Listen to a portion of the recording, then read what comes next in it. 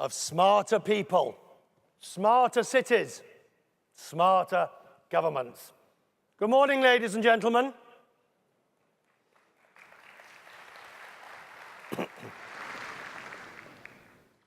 Good morning. All right, now, I'm afraid I have a confession for you. I don't have Watson with me.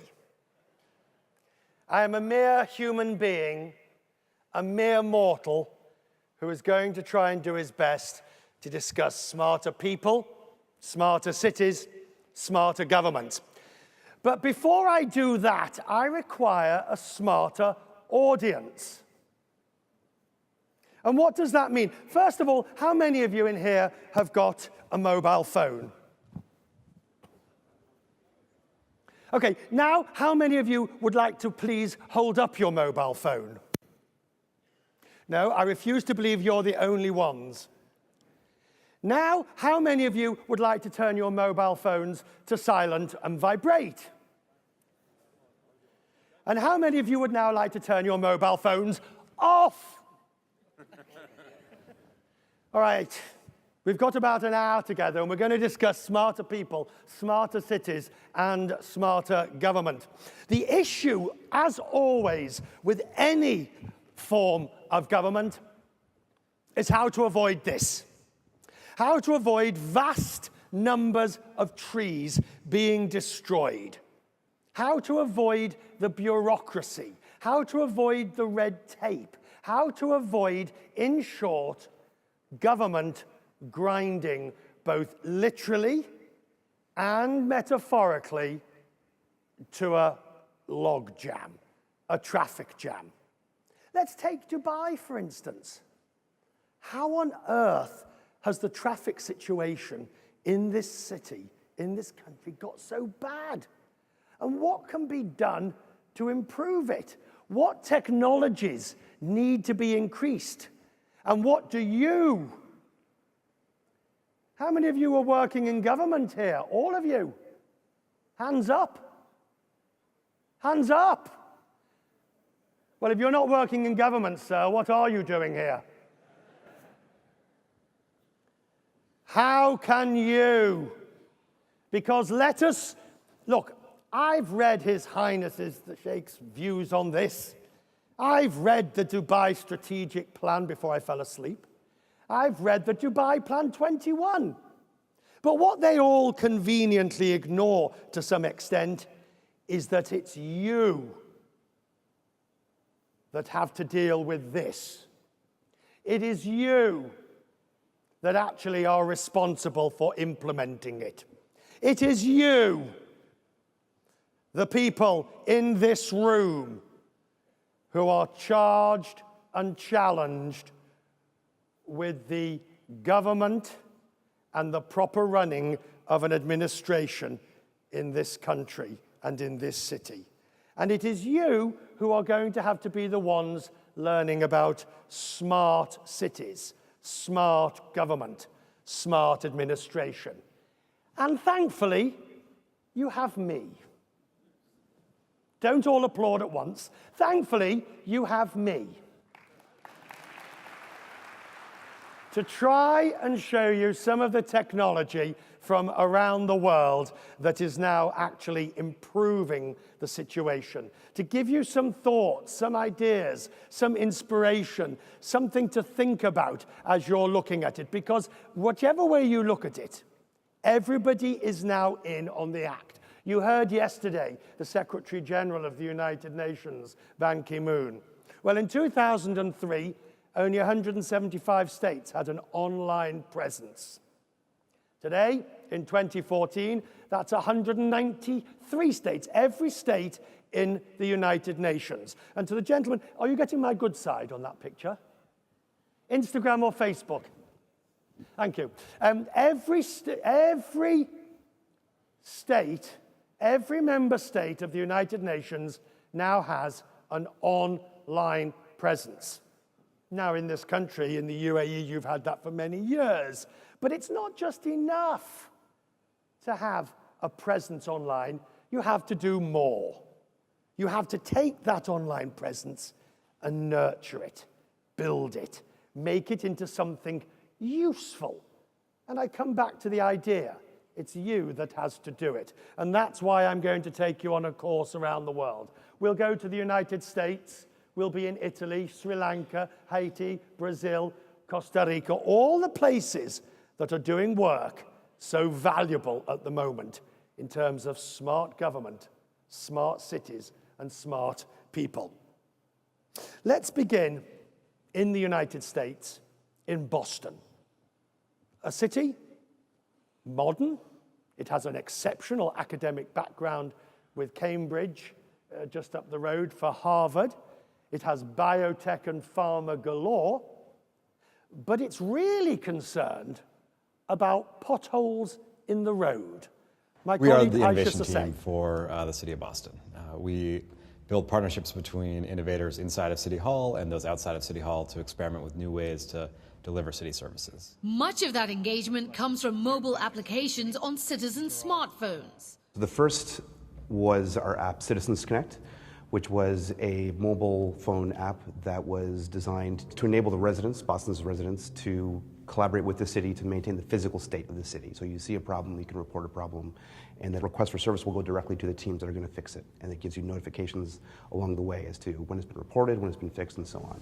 So our pothole is right up here next to this Porsche. The Citizens Connect app allows residents to report issues like potholes, graffiti, and damaged street signs. According to the mayor's office, about 70,000 requests have been logged using Citizens Connect since its launch in 2009. The city even has an app that allows people to submit certain requests hands-free. One called Street Bump, which was sort of a takeoff on the basic idea of using mobile phones. It is an app that runs on your phone, and as you and your car and the phone are driving over the city streets and everything is shaking, that the app is able to grab that data, that sort of that jostling, and then send it to a server that can then determine whether or not you just hit something that needs to be fixed. Something as simple as fixing a pothole in the road can now be used by use of an app or by use of social media. That's the story from Boston. And of course, in all these things, it starts simple. It starts with potholes in the road. Watson may be able to cure cancer someday, but today it's an app that solves the potholes in the road, which is where most e-government, most smart cities, and most livability in cities begins. Just look at how governments are now using the web and social media. 118 governments are now using it for e-consultation. 70 are actually using it for e-government. How many people in this room are on Twitter? All right. Since I'm in the UAE, and since I know that I might as well talk to myself to try and get you to put your phones down, take out your phones and go to Twitter. Go on, you have my permission. You can go, well, not necessarily you, sir, but all right, go to Twitter and send a message to @RichardQuest. @RichardQuest. And the message should be something along the lines of, oh, I don't know, this is the most interesting speech I've heard today.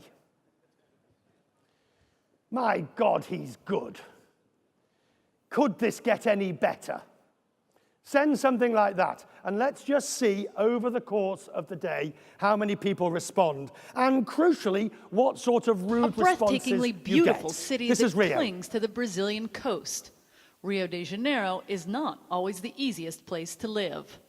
6.32 million people, precarious housing, and a series of major events, from a Pope's visit to the 2016 Olympics, are pushing the limits of the city's infrastructure. But here in the heart of Rio, an ultra-modern operations center may give officials a leg up. A giant wall of screens streams video from roads, subways, and weather satellites. Employees in white jumpsuits quietly tackle crisis after crisis. Pope Francis' visit last July was a major test. The director tells us he slept just 3 hours a day. When the Pope was here, all of us, we had to arrive here before. He left home, and we could only leave after he arrived home. A pioneering system designed by IBM at the behest of Rio's mayor, the center integrates data from 30 different agencies. We are now trying to replicate in other places that could help cities, to manage their daily operations. Inaugurated at the end of 2010, the Nerve Center sounds the alarm when mudslides threaten hillside favelas and reroutes traffic when accidents block roads. Now, the Rio experience was referred to by the previous speaker for one very good reason, as indeed you saw in that report by Shasta Darlington, CNN's correspondent there. The Rio experience is relevant to this part of the world, particularly as you get ready for Expo 2020. And in fact, whether it's here for 2020 or indeed for Qatar for the World Cup, what this is showing is the significance and importance of bringing to... Are you all right, dear? I'm over here. Oh, sorry, I thought you were waving at me. What it shows is the significance and importance of bringing together all the different agencies under one roof. Now, Rio did it in that example for the Pope's visit. You will be doing something similar in 2020 at the Expo.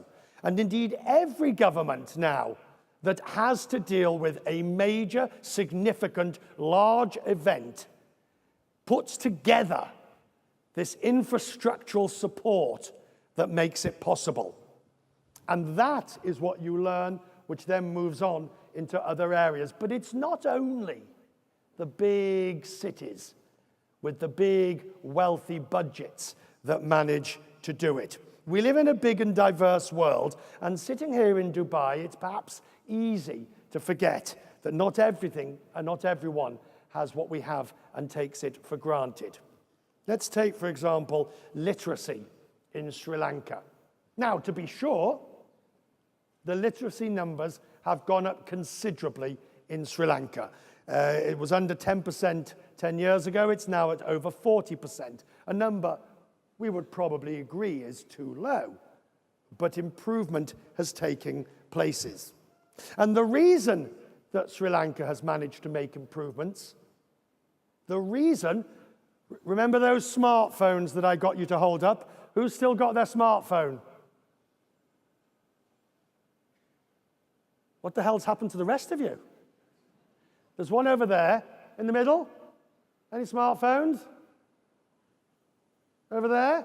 The reason, of course, is online services. What Sri Lanka did using the smartphone was to manage to create an environment where people could get medical services, flight schedules, contact details, train, exam results, jobs abroad. They use the technology at all levels, and we're not just talking now about the very advanced, but we're talking about the very basic, and it's all in the palm of your hand. Now, some countries have gone even further. You may have Boston with potholes. You've got Sri Lanka with basic services. But then you have Italy. Italy with its principles of transparency.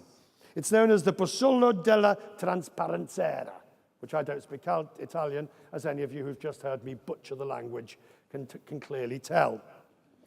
By law in Italy, by law, there has to be transparency. And what does that mean? Because the thing I love about the word transparency is everybody uses it. I mean, when did you ever hear a government official say, I'm not going to be transparent? It doesn't happen. Everybody says, I'm going to be transparent.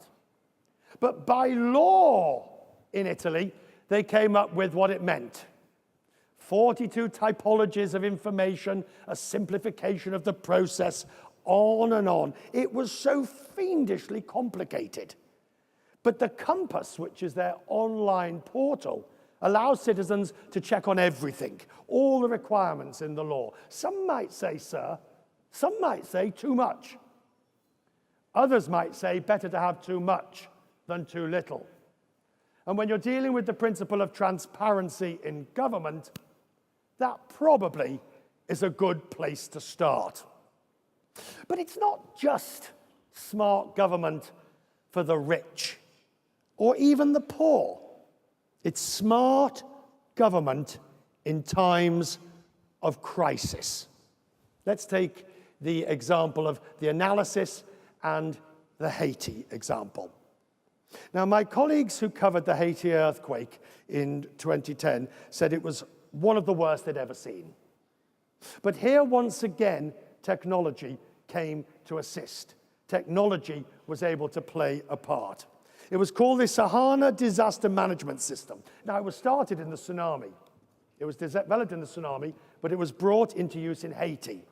And in Haiti, they used this system for everything, from where medical support was needed to where water, citizens could call for help by SMS. Companies such as Google and Yahoo got involved, and the World Food Programme.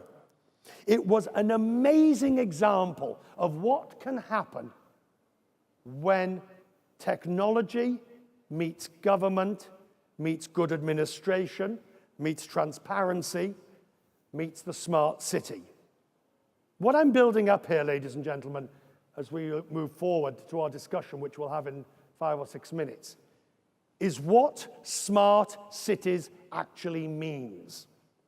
Yes, it might mean potholes in Boston. Yes, it certainly means management of big infrastructure in Rio. It means transparency and laws in Italy. And in Haiti and Sri Lanka and the tsunami area affected, it means the ability to provide services quickly.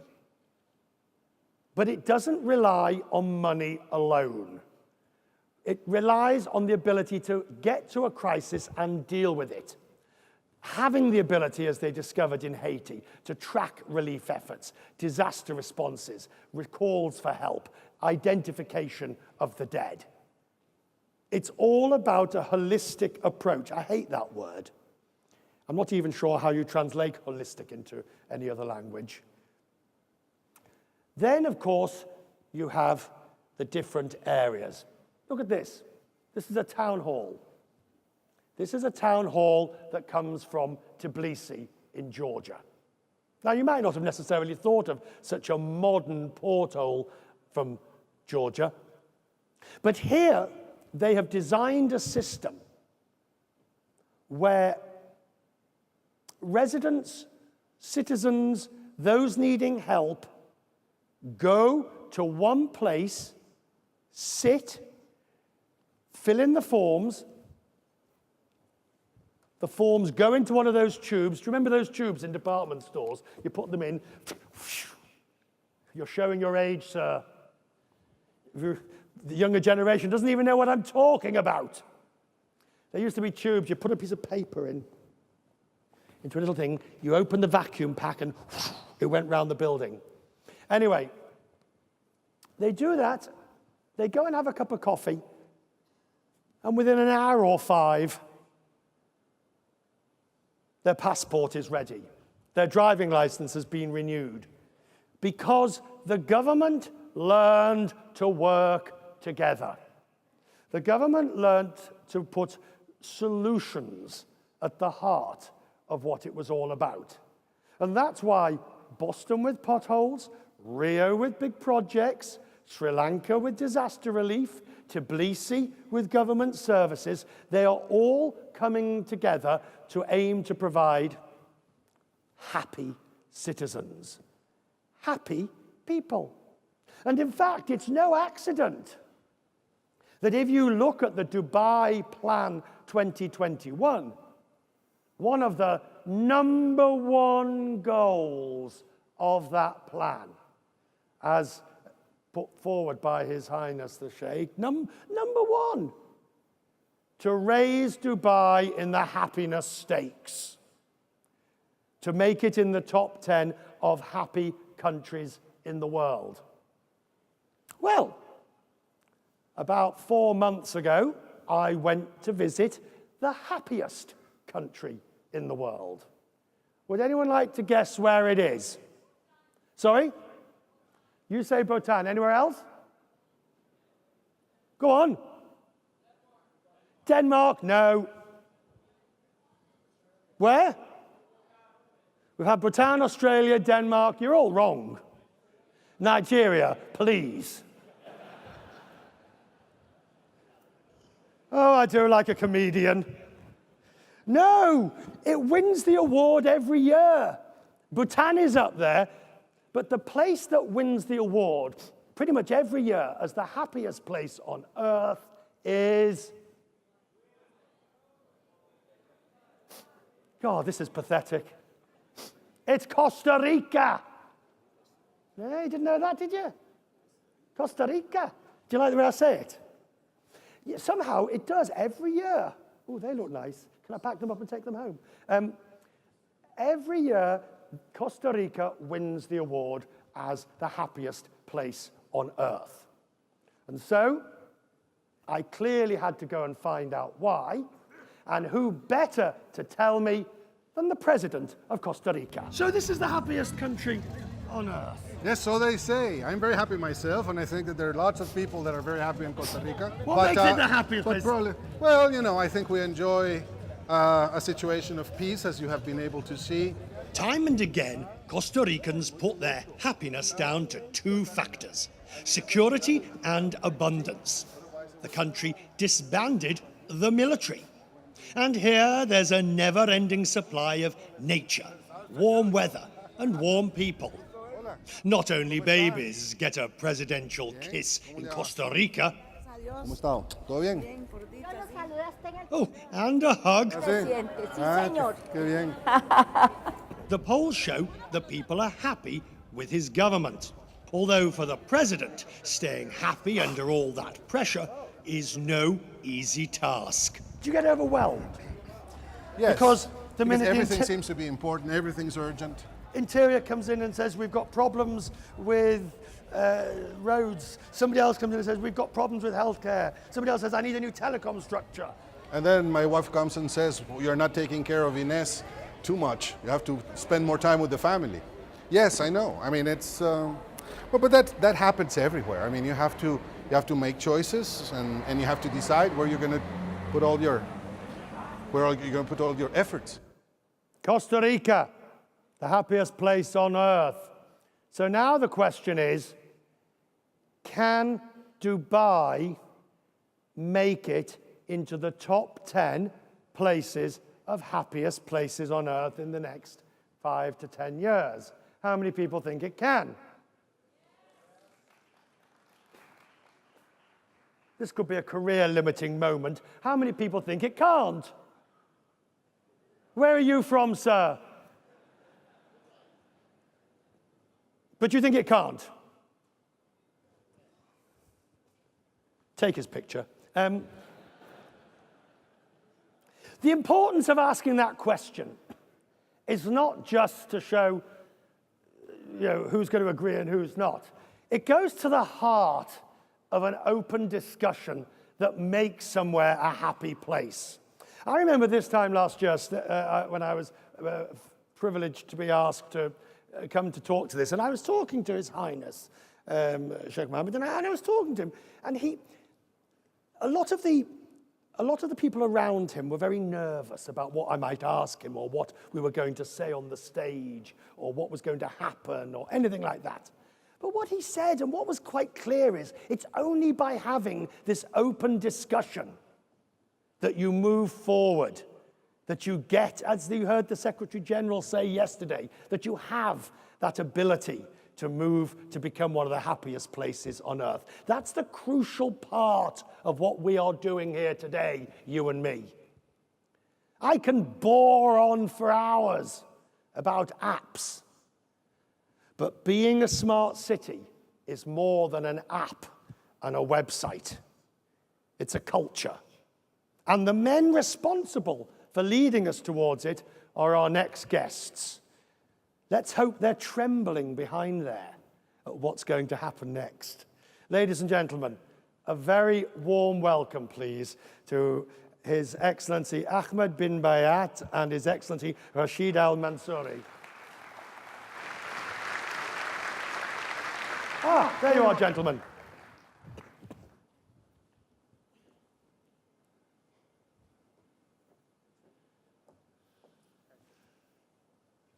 Right. You're in the middle, sir. You're at the end.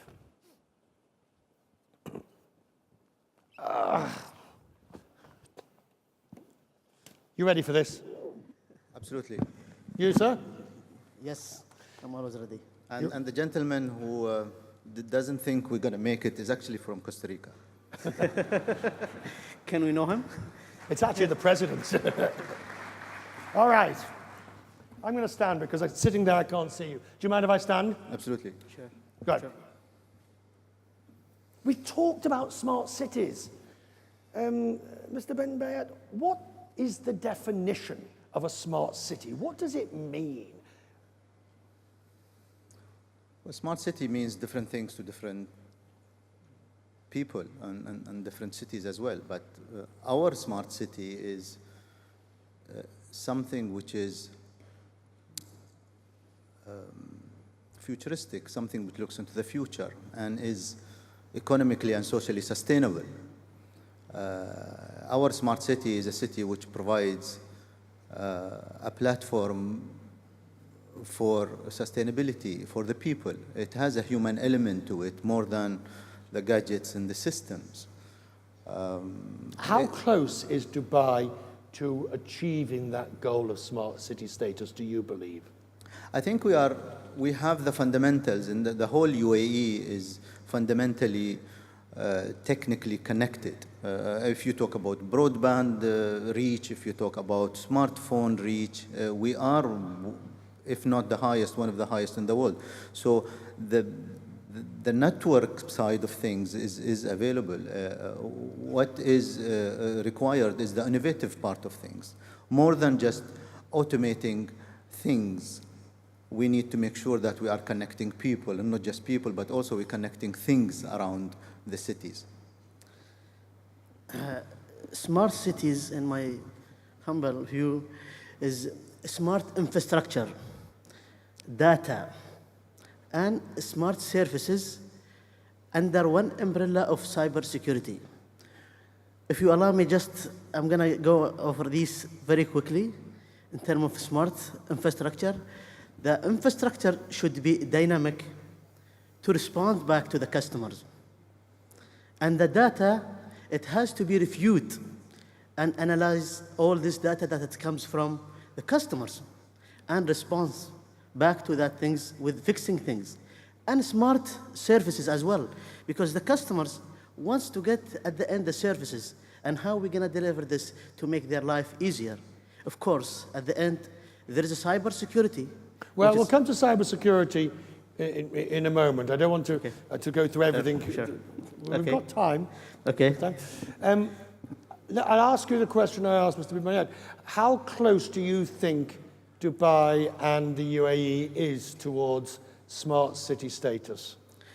When we talk about smart, I think we are smart today in terms of connecting, all these entities today and getting the feedback from the customers, because responsive cities today, it is how you heard the public at the end, how you fix things, how you go to them, how you deliver your service to them. But Mr. bin Bayat, all cities claim to be smart. I've yet to meet a mayor of a city who says we're a dumb city. So it begs the question, what's unique in the UAE that will either provide a benefit or a challenge in that regard? The smart cities are politically attractive cities as well. So if you are a mayor of a smart city, that gives you an advantage. But for us, I think we a city with many smart applications, for example, is really not necessarily a smart city in our definition. Right, now, hang on. This is the point that says it's not just about the hardware, correct? Not entirely, but fundamentally, yes, you do need the hardware, but you will not have a smart city if you have many smart applications. What do you then need? You need to connect them together and drive them towards the feelings of the people and what the people feel about the city. Same back to your example of potholes in Boston. It is the feeling of the people driving on the street. People don't care whether there is a pothole or not. It's how you feel when you drive over a pothole and you drive in a nice street. There's a difference in feelings. That's what we need to measure. And we cannot do it individually or separately or alone. We have to do it together. I think, again, I'll go back to my answers previously. Yes, we are smart because we are listening to the public and we are meeting their expectation in terms of that things. Well, you think you are. Yes, we are, because we have reports on that things. We have a data. We have a data that it comes from the public, and we have a social media. That's what my colleagues mentioned. We are connected. The problems, it comes usually from inspections on the ground and fixing things like what's in Boston. But today, in Abu Dhabi government, what we did, we launched a city guard where we allowed every single citizens or who live in Abu Dhabi to use that services. So every single who has this smartphone is inspections, basically. This is it here, isn't it? Yep. Keep talking. Tell me about it. So these applications, it's provide to every single person who has the smartphones, where it's not only just an application. There is a team behind that things, and there is a big support from our leadership. For example, we are listening to the public today, and we are fixing their what they call it, their issues that in the street, or even you can give recommendations. And behind that, there is a team who's sitting and collect all the reports and make sure that it's being addressed accordingly. How many reports have you had? And how many are dealt with and how fast? Today in these applications, we have more than 70,000 users that are using this on a daily basis. Most of the data that we've been receiving, 85% being achieved in terms of fixing things, in terms of their, and some of the task needs time, because we have what they call timeline for every single right. But task. Mr. Binat, you've been involved in government for many years at various very high levels. You know that fundamentally government is about execution of policies. You can have the policies, but it's about execution. Would you agree? Absolutely. And that requires political will, and it requires financial commitment. Can we agree with that as well? Correct. So we know it's got the political will because His Highness has basically said this is going to happen. Now has it got the execution to get on with it?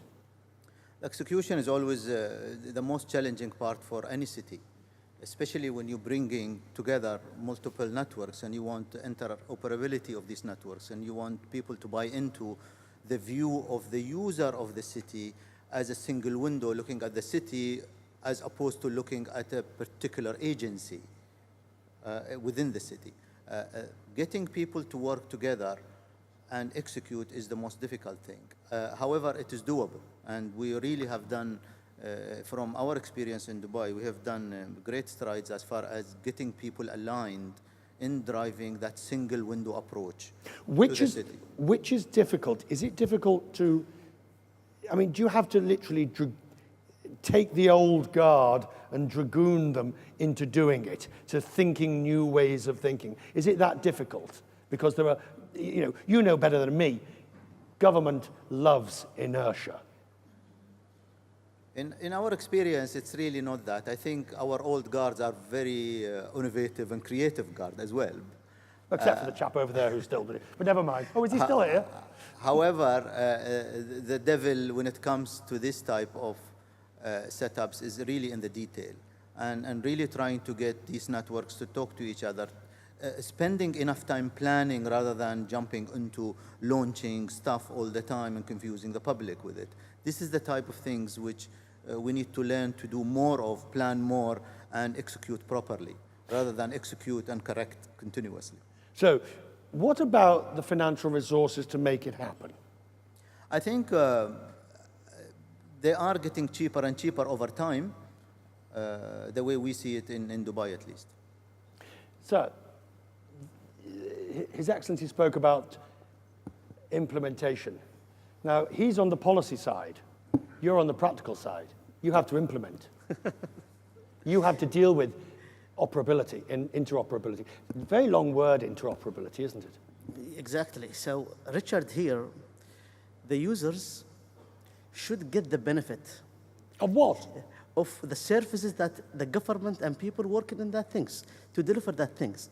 So, if they don't feel, if they don't take that buy-in, it's a culture. If they don't take that buy-in, things will not move in implementation. There is something called quick wins. They see the benefit of that things and suddenly change the culture. It's the main driver for having this to be implemented. So culture, it has to be reviewed in terms of, how you're going to sell it. When you say culture, we're going to push hard on this. Okay. When you say culture, what do you mean? See, take Richard 5 years back. Technology been completely different than today. And 5 years ahead, the technology also will be completely different than when we are talking today here.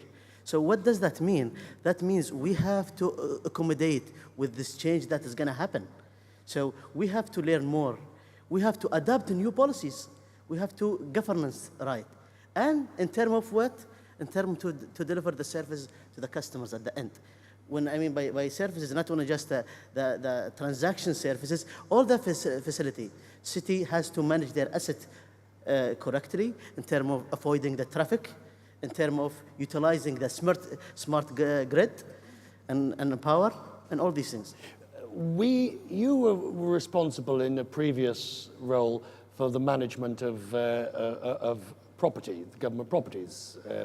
And now as CEO of Dubai Holdings, you're responsible for a large swathe of this. So you see this at the very grassroots. What worries you about smart city concepts and implementation? I think it is always the ability to plan it well and execute it in the right way. It is the benefit of having a smart city in our definition is extremely important strategically, economically for a city like Dubai and Abu Dhabi as well. Our cities in our country is a great net importer of labor. And for us, this is very, very important. We need to be efficient in the way we go about doing our business in these cities. We need also to foster innovation, and if we are not smart enough, not efficient enough, productivity will drop. We will need, and we need to ensure that we attract foreign investments. We need to make sure that we attract talented individuals who would start their own companies or different companies to be set up here. If this setup which we have is expensive, this will lead to people either not coming to our cities or packing up and going. Or bureaucratic. Either or. The net result for our cities is important to be attractive to proper talent. You talk about the net importing of labor, which of course is on an industrial scale in the UAE. Does the smart city concept, does it relate to citizenship or residency? Does everybody benefit? To everybody, of course. Everybody interacting in the city using city services should benefit from this. And then that's important, so that the point of access is equal to all. Absolutely. With that in mind, let's talk about, as they say, the elephant in the living room, security. If there is one thing let me give you a tale. In the last 6 months, two of the stores where I've shopped at in the States have both written to me to say that they've been hacked and my credit card details may have been stolen. The credit card company itself has written to me and said, it may have been hacked and my details may have been stolen. My bank has written to me and said it's been hacked and it may have been stolen. And just last week, Blue Cross Blue Shield, my healthcare company, wrote to me to say it had been hacked and my details may have been stolen. I don't think I'm unique. I may be unlucky, but I'm not unique. How many people in this room, hands up, has been hacked? How many people in this room have been hacked but don't want to admit they've been hacked? Have you been hacked? Sure. You have? Yep. Have you been hacked? Yes. Wow. They even hack the big men. But it depends about the information. All right, so let's put it into the serious concept. When Sony gets hacked and the people make off with just about every email that company has sent or that Sony Pictures has sent, how serious for you, sir, start with you, Mr. Al-Mansouri, is cybersecurity? In cybersecurity, there is an agent who's responsible about this today here in UAE. But the first things that we are controlling with telecom company. Telecom company also, they're providing this, the traffic and all these things. So they have to do their homework first. Even though there is some obstacles in terms of, to make it 100% secure, there is a gap in that things in terms of security globally, not only just within. And security topic, it's very big. I think it needs discussions by itself in terms of it may well need a discussion by itself, but it's going to have it here. The point I'm making is, if smart cities require the collection of big data and individual data, there is a potential threat. Would you agree with me? I agree with you. The collection of big data is something which is happening today. We're just not putting it together, or we're not disseminating this data properly to the public and to other agencies. Individual data, however, is a responsibility, and we need to make sure that that is protected. General data is something which is fundamental for the success of smart cities. There are globally issues related to technology, related to security, as well as legislation related to cybersecurity. And it is the cat and mouse game, and this will continue. I don't think, in my own assessment, it is going to get any better, because there are more investments going into bringing about connected things around than investments going into protecting these things. It's just, this is the nature of the beast, and I think anything connected directly or remotely to anything called internet is open for hacking. And that creates a practical problem for those of you creating smart cities concepts, and a trust issue from citizenship who look to you and say, you're nodding, sir, who look to you and say, fine, give me a smart city, but make sure it's cyber safe. You agree? Yes and no. Well, I believe we've got that far. Yes, we have to have that, security in place. Yes. Okay, but what the customers want at the end, it is services. They need to make, they have to, what they call it, to meet their expectation in terms of services at the end. So they need to have to be in place where the service is available, where the sustain, the cities sustain, environmental, and all these things. This what they exactly, so of course they will not reach up to that level until, all the security being already addressed and all these things. How important is this new concept? We talked about it, the happy city. The happy city. Everybody wants to be happy. I'm happy. You're happy. We're all happy. How important is it? I think it is the final end result. The way everyone is today, as far as city managements are concerned, they're moving from measuring how many minutes is your wait in the queue to how happy you are about the experience. So we are managing experiences. We are we believe sustainable cities have happier people. The happiness index is very important. Why? To get people to stick to that city. Otherwise, if you're not happy, you don't do the thing. You move away from that thing. If you don't like something, you don't do it. You only do it if it gives you that happy feeling. And it is more about human interactions and emotions rather than automating the queue.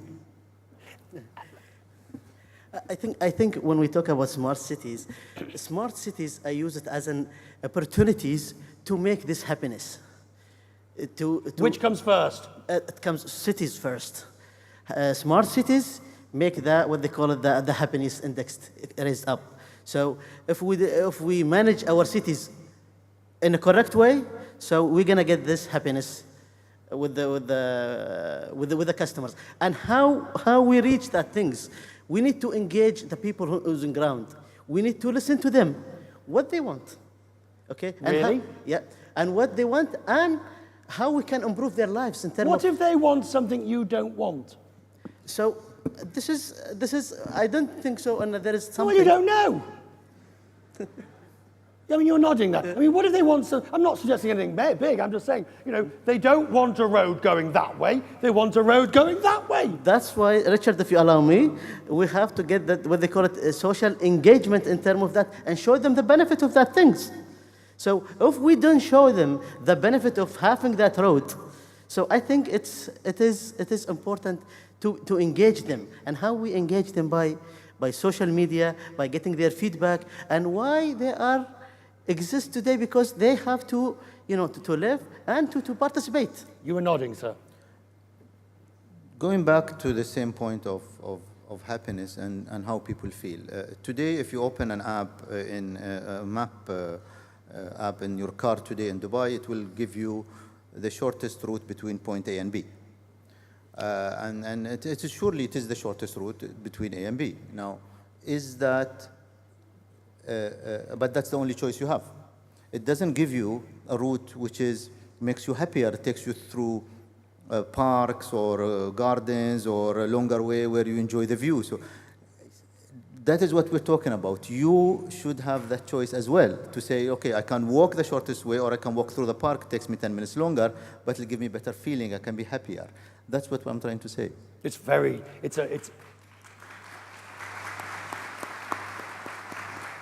a wonderful idea. Can you do it? Absolutely, absolutely. And not only this, today we have applications. I mean, I know we are working on some applications which actually came from the public. And it's a very specific thing which is related to someone who has asthma. But this person likes to jog all the time and like to walk in the park. But he or she wanted to know when there are more pollen on the park so that he can avoid that park and go to another park. Today we are working, someone in the city is working on an application where you can have red and green flags and tells you, if you're asthmatic, don't go to this park because the flowers are blooming today. That is happiness.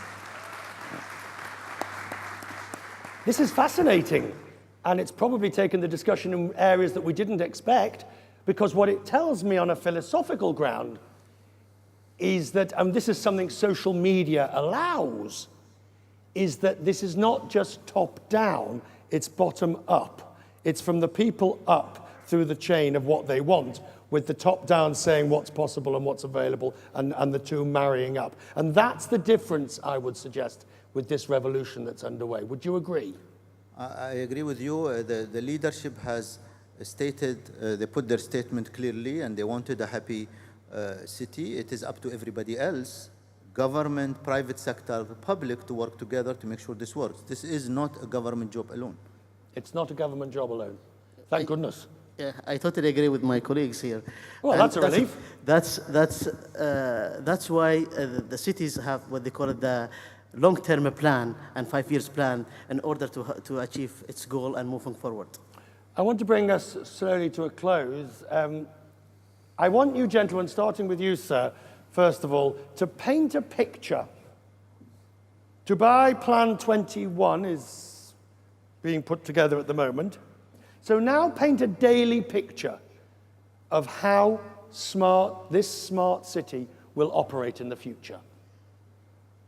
from your point of view? I think less traffic. Can we applaud on that? No.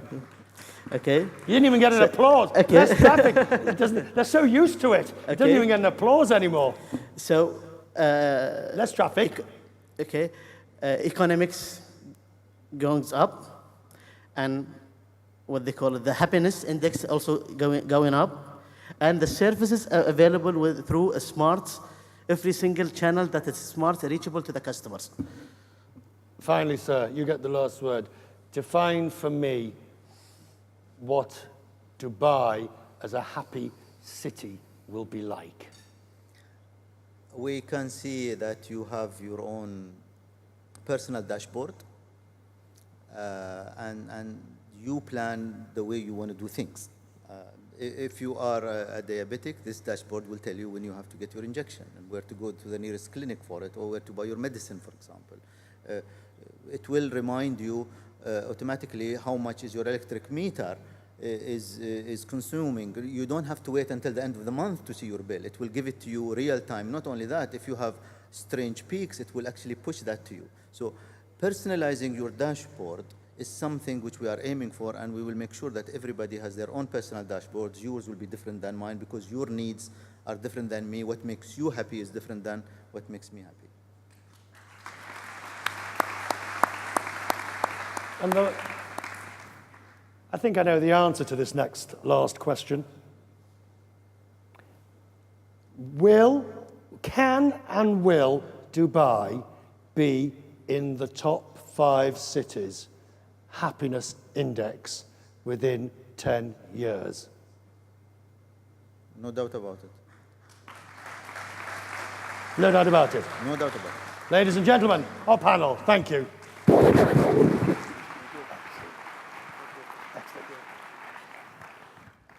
And that concludes my part for you today. Hey, whoa, whoa, whoa! Whoa! I haven't said goodbye yet. What's somebody putting their hand up for? All right. Thank you very much, ladies and gentlemen. Don't forget, at Richard Quest, and I think now, since we're in a smart environment, it can be at Richard Quest. It was a brilliant speech. Thank you.